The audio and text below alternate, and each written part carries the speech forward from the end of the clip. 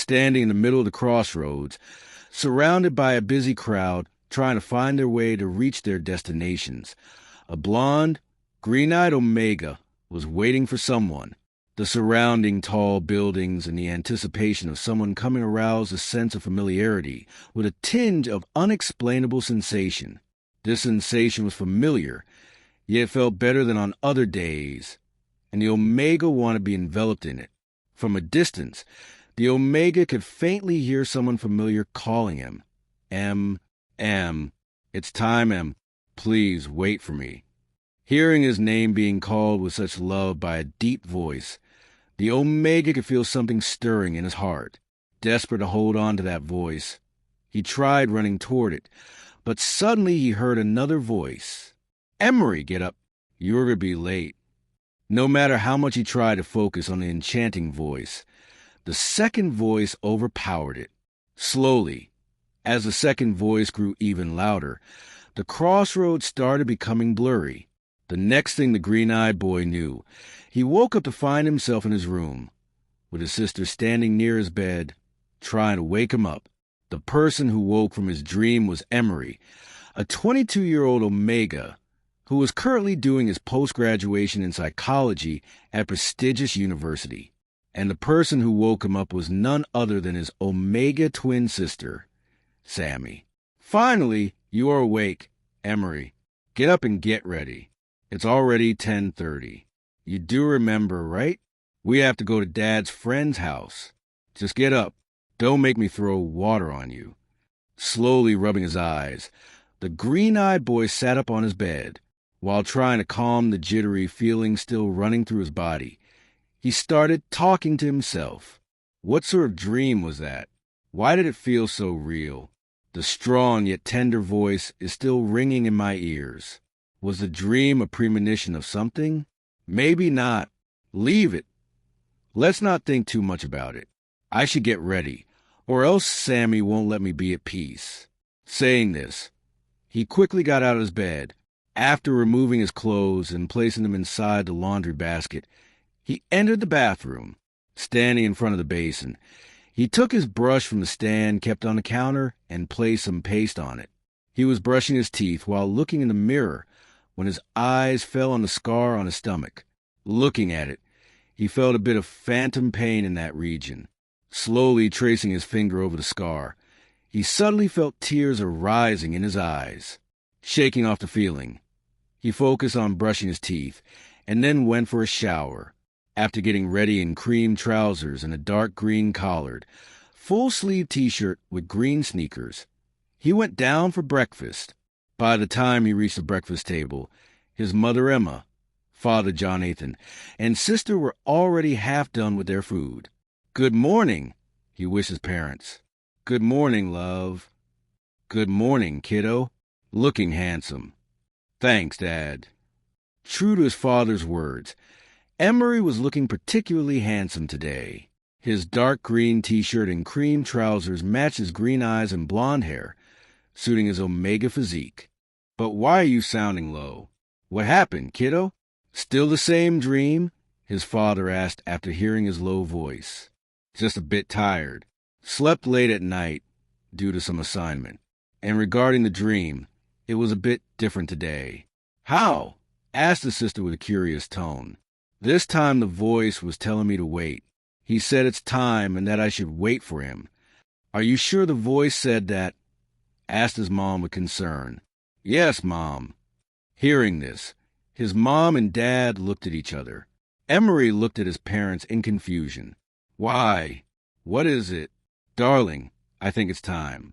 "He should know," said his mom to his father. Emery's father then turned toward him with a serious look on his face. "Emmery, you know every individual, be it Alpha, Omega, or Beta, has a mate, right?" Emmery nodded his head. Some powerful alphas have the power to communicate with their mates. Just as his father was going to complete his sentence, a phone rang. It was his dad's friend, whom they were going to visit, calling to know if they were on their way or not. Leaving the discussion for later, he quickly finished his breakfast, went to the car with his family, and sat down at the back with his sister, while his parents sat in the front, his father driving the car. Once settled inside, he tried to think back to when the dream first started. Emmery had been having peculiar dreams since he turned 18. The first time he heard the voice was on his birthday. The voice wished him happy birthday and told him that from then on, he would be protecting him. Initially, he thought of it as just a dream and moved on with his life. But during his first year, he had a fight with one of his department seniors. After that, things had turned into hell for him. Even the friends he had stood up for betrayed him. During that period, Emmery hid everything from his parents and sister because he didn't want to bother them. The only source of comfort he had was the voice in his dreams.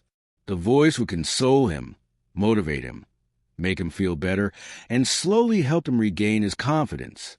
Since then, whenever he felt low, the voice would be there for him. And slowly, even though he didn't want to accept it, he began waiting for the voice.